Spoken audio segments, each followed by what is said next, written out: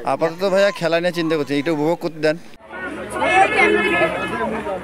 টি-20 বিশ্বকাপে বাংলাদেশের performance up to the mark না হলেও নিজ আলোয় আলোকিত ছিলেন রিশাদ। বিশ্বকাপে প্রতি ম্যাচেই দলের হাল ধরেছেন এই লেগ স্পিনার, নিয়েছেন 14টা উইকেট। টাইগারদের প্রতিটা ম্যাচের পরে আলোচনায় থাকতেন তিনি।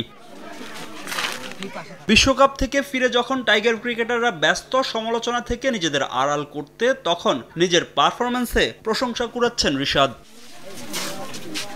বিশ্বকাপে দুর্দান্ত পারফর্ম করে এবার নিজের জীবনের দ্বিতীয় ইনিংস শুরু করেছেন টাইগার লেগ স্পিনার। নীলফামারীর সদর উপজেলার সিদরাতুল মুনতাহা মুক্তার সঙ্গে 101 টাকা দেনমোহর ধার্য করে বিবাহ বন্ধনে আবদ্ধ হয়েছেন এই লেগি। 1 বছর আগে বিবাহ হলেও আজ কনেকে নিজ বাড়িতে উঠিয়ে আনেন। নিজের নতুন যাত্রার জন্য দেশবাসীর কাছে দোয়াও চেয়েছেন এই ক্রিকেটার।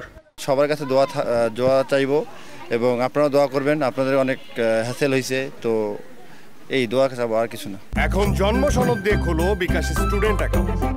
নিজের বিকাশ নিজে কর। নিজ জেলায় আড়ম্বর আয়োজনে আনুষ্ঠানিকতা সারেন রিশাদ। 11টা মাইক্রো বাসে করে কনের বাড়িতে বরযাত্রী হয়ে যান এই ক্রিকেটার, যেখানে পরিবারের সদস্যরা ছাড়াও ছিলেন রিশাদের বন্ধু বান্ধব ও এলাকার মুরব্বীরা।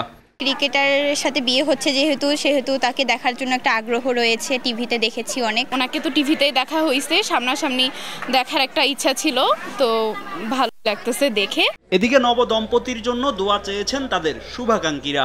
আমার ছেলের জন্য সবাই প্রাণ খুলে দোয়া করবেন। আপনারা দেশবাসী সকলেই রিশাদের জন্য দোয়া করবেন, সামনে যেন এগিয়ে যায় রিশাদ। তার আগামী ভবিষ্যতের জন্য আপনারা সবাই দোয়া করবেন এবং তাদের দাম্পত্য জীবনের জন্য আমরা শুভকামনা জানাবো। তবে ব্যক্তিগতভাবে ইসলামের বিধান পালন করা স্ত্রীর ছবি সামনে আনেননি রিশাদ। কনে ঢাকার একটি কলেজের একাদশ শ্রেণীর ছাত্রী। সময় সংবাদ, নীলফামারী।